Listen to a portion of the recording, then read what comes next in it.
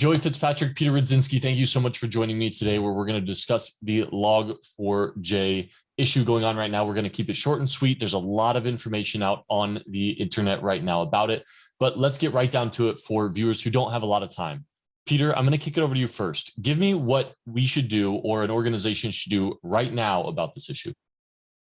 Sure. So best recommendations right now are patch. Obviously, patching is the primary objective here, as that would prevent any further exploitation of this vulnerability. So what we're shooting to do is patch the Log4j service itself, not Java. We have seen indications that any version of Java can now be exploited.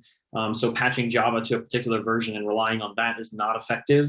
If you cannot patch Log4j due to compatibility issues, or other reasons, there are some workarounds that have been published. This is done through some environment variable settings, as well as the Java JVM settings and things. So some techniques have been outlined online, very easy to find, very easy to implement. That's the next best thing you can do for yourself. And then finally, if you can't patch, and even if you have patched, to be honest, you should still be looking out for these exploits in the wild on your network, and ensuring that any follow-on communications that do come from successful exploitations are either blocked at the firewall, or that you are performing incident response actions after that successful payload is grabbed and dropped on your target. Awesome. Peter, thanks so much. And for those watching this video, stay tuned on the IronNet Twitter channel for more here shortly. The second item of interest, Joey, it's over to you. Why is this incident such a big deal? Can you talk me through this? Yeah, easy. So this is a big deal because a lot of different devices, not only just run on Java, as Java tries to claim, they have over 3 billion devices worldwide that run some part of Java. The second issue is that a lot of companies, enterprises may use the Log4j library as actual logging, and they're not actually aware that they even have it in their product. And so we're going to see over here in the next few weeks is a lot of these companies actually discover they are using this library and they do need to patch it. And so there's even opportunities where there's websites that have logins and they're running them in Java. And so all those logins are being logged, as you can imagine, right, to block malicious actors. And so every time that gets logged, those things are being enabled there. And therefore, those are also very easily can be compromised as well. Absolutely. Thank you so much, Joey. And so once again, thanks for joining us here. We are going to be jumping into a few other questions around this incident here shortly. So stay tuned on the IronNet Twitter channel. All right. Next up, Peter, back over to you. Thanks so much for joining me once again to discuss these issues. Now, let's talk about the collective cybersecurity community and how they came together to address this threat. Peter, can you shed some light on that for me? Yeah, for all of us working over the weekend, I'm sure it was, at least one silver lining here was the fact that the community really did come together. We've seen this happen before in the past, but, this is really just a particularly good example of how the security community works together. Collective defense is the only strategy here, and ensuring that we're sharing information, that we're all actively contributing and giving back to others is really critical. And we saw that in true form this weekend on Twitter, on GitHub, on company blog websites. Like, there was just a litany of resources available across all different platforms and spectrums. And so, yeah, I was just really grateful for all the researchers out there posting their findings and supporting the community in general. Specifically, I'd like to give a couple call outs, though. I think Huntress did a phenomenal job for putting out a tool that made it very easy to safely test whether you have vulnerable applications. I actually used this all weekend during my proof of concepts that I was putting together, just as that first step to validate that I did have exploitation capabilities. And then you can move on to deeper testing after you've confirmed that. So really, really helpful tool called Log4j shell. So that's the tool they put out. Very, very helpful. And then additionally, I'd like to call out Cloudflare for putting together some free web application firewall rules that they disseminated to every customer of theirs, regardless of whether they were paying for this service or not. So even their free tier customers were given access to these rules. So great forward-leaning step there. And then lastly, Suricata, the Suricata team, Emerging Threats, ET Pro signatures, they pushed out an out-of-band update, including some more tolerant Suricata signatures to the variations and bypasses that attackers were using. So really great contributions from all of those guys.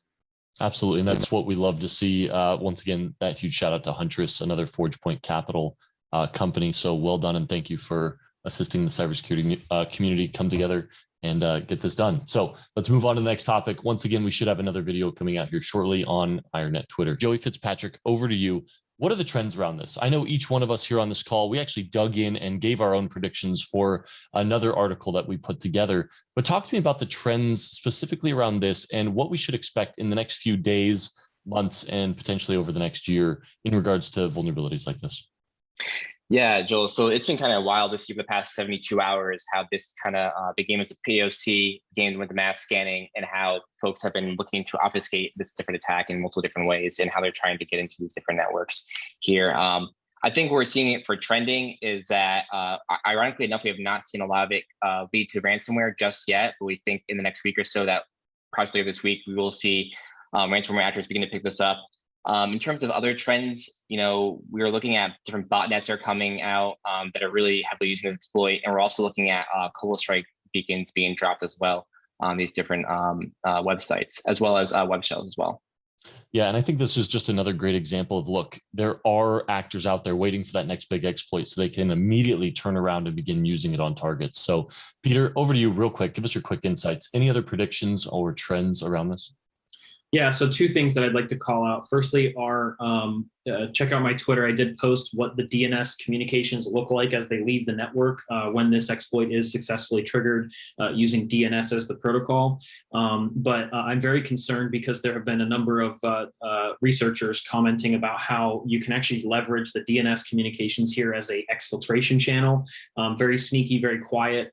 And additionally, people are looking for payloads being dropped on target when not considering the fact that environment variables can be exfiltrated, which commonly include passwords and things for servers. And so that's really very troubling for me. And the number of capabilities that are delivered from this exploit, as you can see, are broad, not just limited to one scope. So very troubling from that side. And the second item I'd like to bring up is I think, again, we're all focused on right now the remote code execution capability, and specifically the fact that this can be leveraged from the internet, hitting external servers and grabbing things. But I think there may be a point in time, in a few weeks to a few months from now, where organizations that thought that they had locked down their vulnerable servers because they are not publicly facing, they're only internally focused.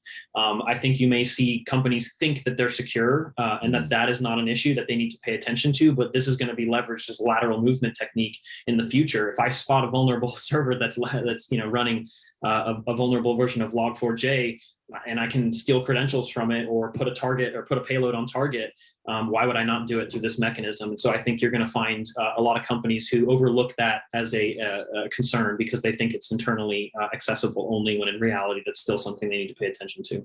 Great insights. Thanks so much, Peter. Absolutely.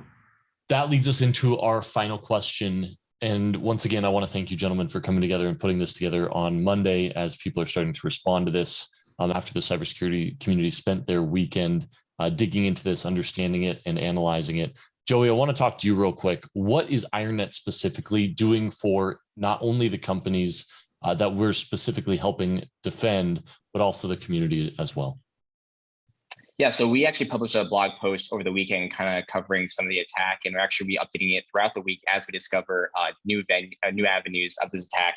And so one of the first things we did was began deploying threat intelligence rules, as well as Suricata rules, to help begin the initial coverage, really kind of give a full breadth of coverage on the reconnaissance phase, see who's actually poking our customers and what kind of methods they're doing. So we're doing really this week and over the next 48 hours is begin to analyze all that data, see how the adversaries are pivoting, what the new techniques they're using, begin to learn that, look at the C2 callbacks they're using, see if those domains have been picked up in our Cobalt Strike or other C2 research, and really begin to see what are the objectives that these folks are trying to do once they land an objective. Is it to drop web shells? Is it to drop Cobalt Strike payloads? Is it to move laterally? What is it they're doing and what they're trying to get out of it?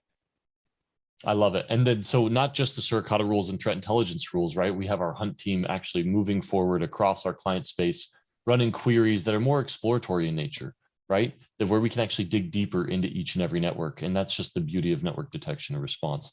Peter, any other comments in regards to what we're doing for our clients and the cybersecurity community? No, I just foot stomped that last comment you made there, is that, obviously threat intelligence and playing the whack-a-mole game of who's scanning who and trying to track all of these is an important step to take, but that is absolutely, not our main objective here. Really, the focus for our teams is going to be on the manual hunting side, because we know that threat actors have been very clever with their variations and bypasses, to implement this exploit. So with that knowledge, we know that we're just going to have to be doing a lot of manual hunting to really fully scope out this issue. I love it. Gentlemen, thank you so much once again. Folks, if you were watching this and you have any questions, reach out to this team specifically at IronNetTR on Twitter, or you can reach out to me on LinkedIn, Joel Bork. Once again, thanks for watching, and we look forward to speaking with you more. Have a great day. Thanks, Joel.